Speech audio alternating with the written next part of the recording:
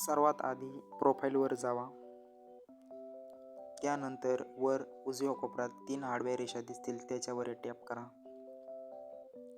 यानंतर खाली तुम्हाला एक ऑप्शन दिसेल क्लोज फ्रेंड्स, यावर ओके करा.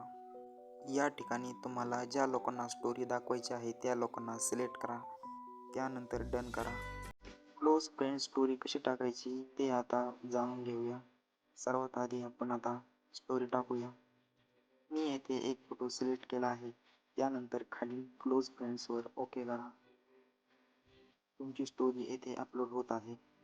क्लोज फ्रेंड्स स्टोरी टाकण्याचे फायदे: पहिला, प्रायव्हसी मेंटेन राहते. दुसरा, अनवॉन्टेड लोक स्टोरी पाहत नाही. तिसरा, पर्सनल मोमेंट सुरक्षित राहतात. काही इम्पॉर्टंट नोट्स पण आहेत. क्लोज फ्रेंड्सला तुम्ही लिस्टमधून काढलं तर त्यांना पुढची ग्रीन स्टोरी दिसणार नाही. जर हा व्हिडिओ उपयोगी वाटला असेल तर लाईक करा, चॅनलला सबस्क्राईब करा आणि अशाच एक टिप्ससाठी आमच्यासोबत राहा.